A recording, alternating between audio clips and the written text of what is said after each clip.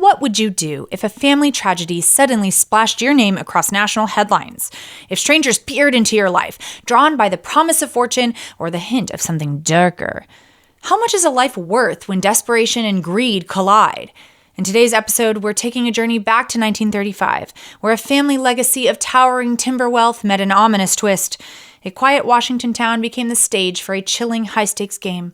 And at the heart of it all, an 8-year-old boy, a devastating choice, and a ransom demand that shook the nation. Welcome to Capers and Cocktails, a true crime podcast that doesn't take itself too seriously and gives you something to enjoy while you listen. The following content may be disturbing to some. Discretion is advised.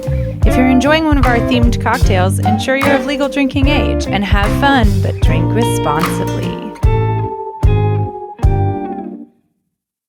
George Hunt Walker Weyerhaeuser was born on July 8, 1926 in Seattle to Helen Walker Weyerhaeuser and John Philip Weyerhaeuser Jr. 26 years before he was born, his great-grandfather, Frederick Weyerhaeuser, and 15 partners paid $5.4 million to the Northern Pacific Railway for just over 1,400 square miles of forest land in Washington state. The deal was the largest private land transaction in American history at that time. With all of his land filled with some nice trees, he founded the Weyerhaeuser Timber Company, and Frederick gained the title of Timber King of the Northwest. It wasn't long before the Weyerhaeuser family became incredibly rich.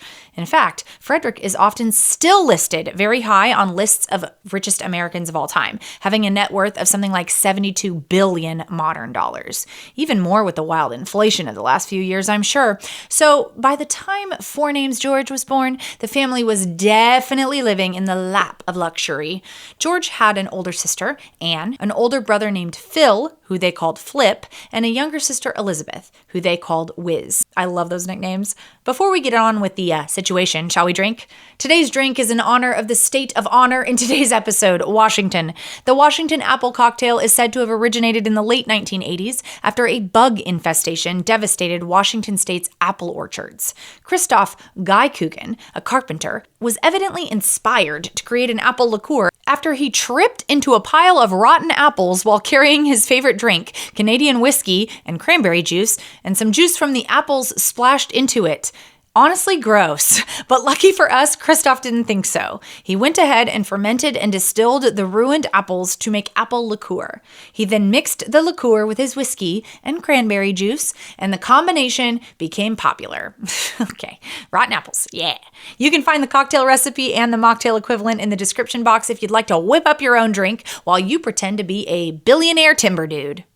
By the mid-1920s, when little George was born, the Weyerhaeuser Company operated 22 mills, a lumber distribution center, and a steamship company run by George's grandfather, J.P. Weyerhaeuser Sr.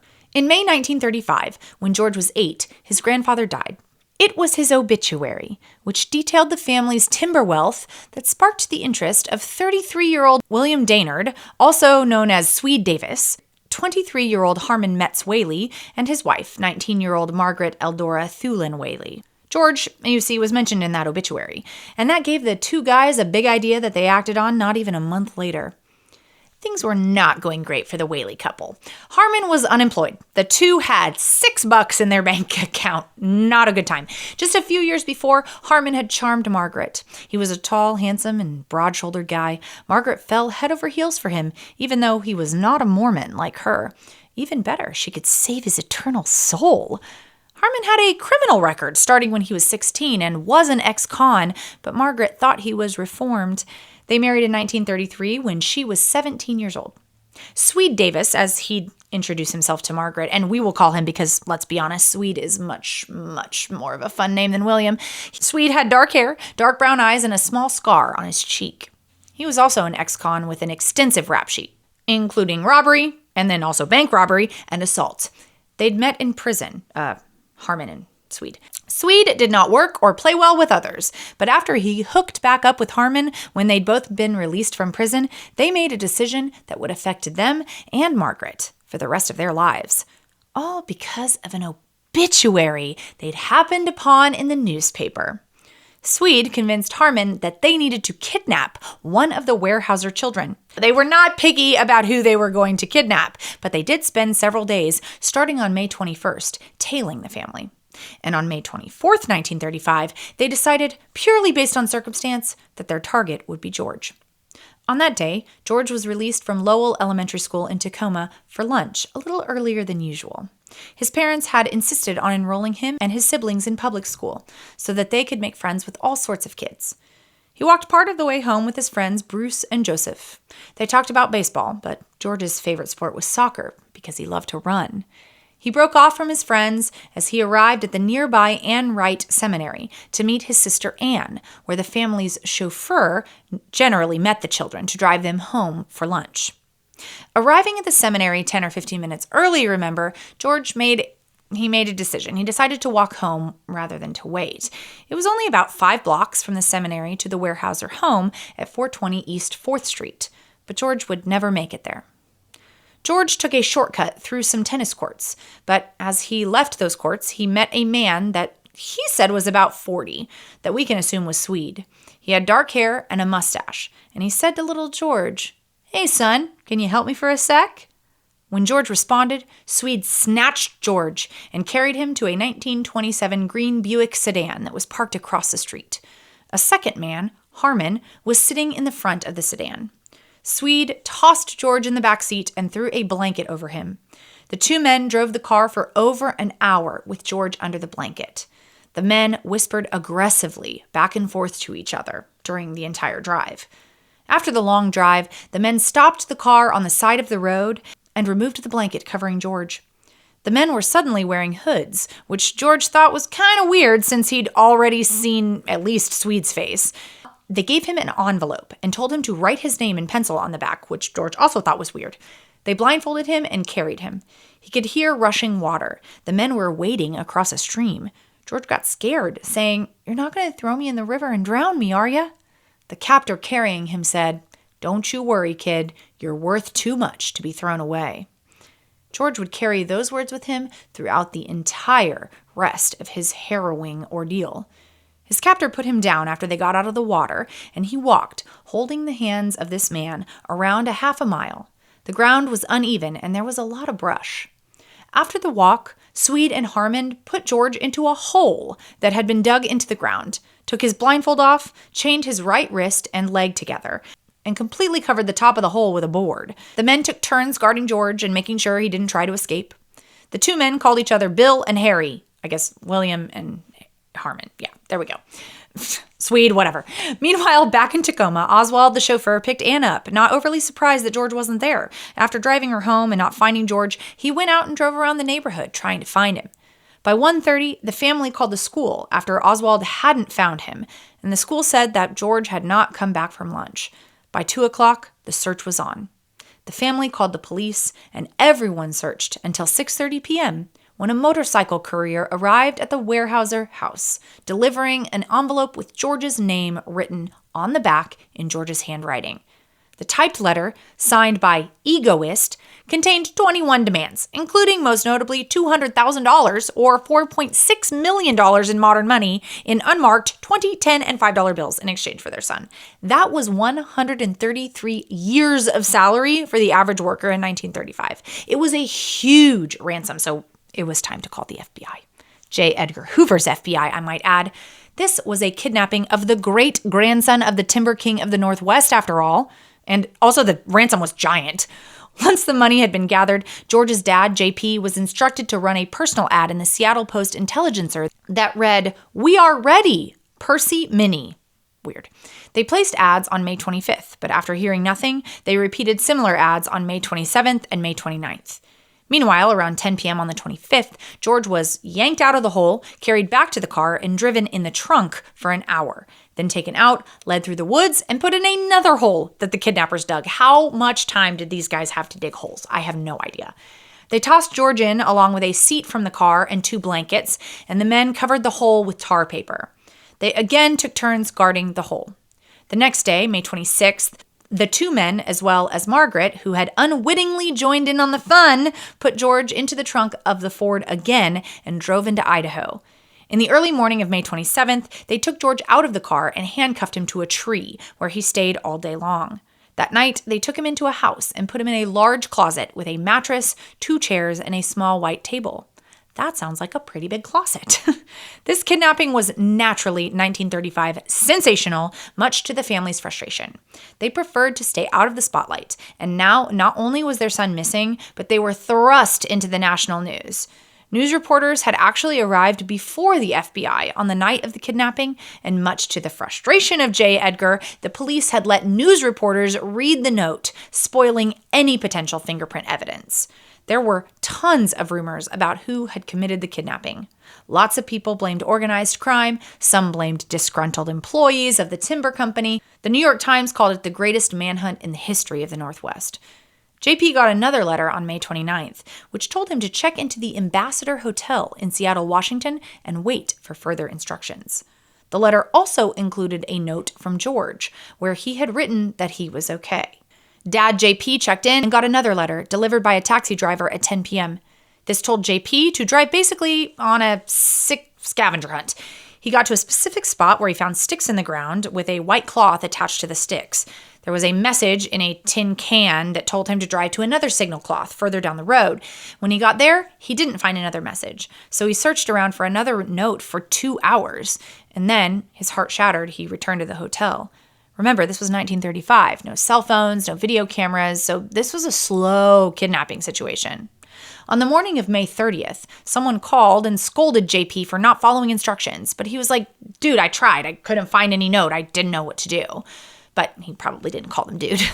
On 9:45 on the evening of the 30th, a full 6 days after George had been kidnapped, a man with a European accent called the hotel, telling JP to go on yet another weird-ass scavenger hunt. Okay, here's how it went. The European told him to load up his car with the ransom money, which I'd also at this point like to add that the money weighed 41 pounds. It probably weighed as much as George. JP was instructed to load up that money, go to an address where he would find a note in a tin can. So he did all of that. The note in the tin can gave him instructions to another place, which had another note and another location for they just kept doing this. The note told him to wait 5 minutes with the dome light of his car on. Another note sent him to another white sign on the same road.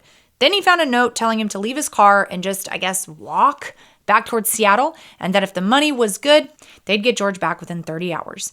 JP walked about 100 yards when he heard a noise from the bushes. A man sprinted out from the bushes, jumped in the car, and drove away with the cash. On the evening of Friday, May 31st, at around the time that George saw a watch on the table that read 5:55 p.m., he was told it was yet again time to go. Not only was this poor kid kidnapped, he was getting yanked around from random location to random location. Yet again, George was thrown into the trunk of the Ford and taken to a little shack near Issaquah, Washington. At about 3:30 the following morning, June 1st, 1935, his captors left him with 2 blankets and $1, telling him that his father would come back to take him home. I'm guessing that would be pretty hard considering they hadn't actually told his dad where George was, but I'm also guessing that they didn't really care too much. Remember, they were suddenly $4.6 million richer. George waited a few hours and then wandered for nearly 6 miles until he found a farmhouse. He walked in to the family that was just sitting down to breakfast and announced who he was. They gave the poor dirty kid a bath and some clean socks and shoes to wear and drove him back to Tacoma, Washington in their car. They didn't call before starting the drive because the family didn't have a phone. The first phones had only been introduced in Seattle in 1923, and they were definitely not something that every family had. It was best for the family to hop in the car and bring George home themselves. At 6:30 a.m., the father, Louis Boniface, stopped at a Union 76 gas station in Renton and asked the attendant to call the Weyerhaeuser residence, but there was no answer. Eventually, Boniface contacted the Tacoma Police Department, letting them know that George was safe and that he was driving him to Tacoma. Unfortunately for Swede, Harmon, and Margaret, the FBI wasn't really keen to just let them get away with their millions. They had focused from the beginning on getting George home safely. But do not get it twisted. They were going to get those kidnappers. Most importantly, they recorded the serial numbers of the ransom bills. They did not listen to the unmarked bills request. Anyway, Immediately after the kidnappers got the cash, lists with the numbers were sent to lots of businesses, including banks, hotels, and railway companies. One day later, a $20 ransom bill was spent buying a railway ticket from Huntington, Oregon to Salt Lake City, Utah, bought by none other than Harmon Metz Whaley. Not long after, many ransom bills were getting spent in discount stores in Salt Lake City. Harmon and actually Margaret were going shopping. It turns out it wasn't Harmon that would get caught first. The FBI put cops in every downtown discount store in Salt Lake City, and after Margaret E. Whaley, Harmon's wife, tried to use a ransom bill to buy something in a Woolworth store, she was taken to the FBI's Salt Lake City field office. When she got there, they found another bill in her pocketbook. She started, as you can imagine, lying. She was lying through her teeth. They did manage to get the accurate home address out of her and showed up to surprise Harmon and immediately arrested him. Harmon cracked almost immediately, confessing that he and Swede Davis were responsible for the kidnapping. Harmon said that Margaret knew nothing about the kidnapping until they got to Spokane. She had been responsible for helping to negotiate the ransom while they were at the hideout. Back at the house, the FBI discovered that the Whaleys had burned $3,700 or 85,000 modern dollars in their stove.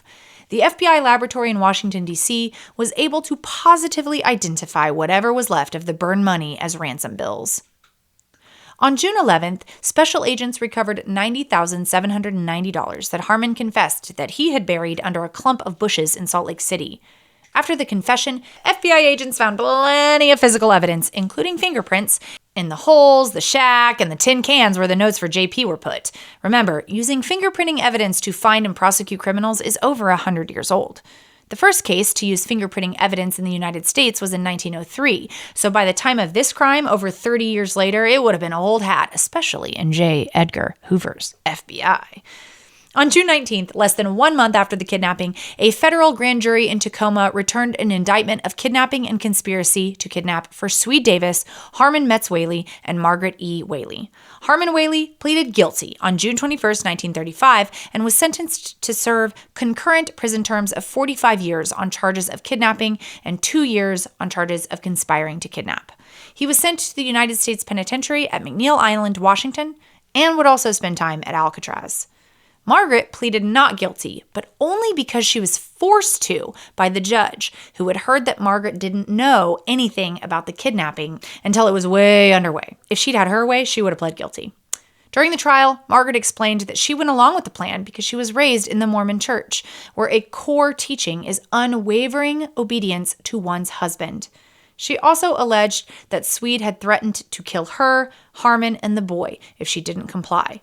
Margaret testified that she had attempted to plead guilty to the federal kidnapping charges, as the maximum penalty was life in prison, and FBI agents had let her know that kidnapping in Washington state carried an automatic death sentence.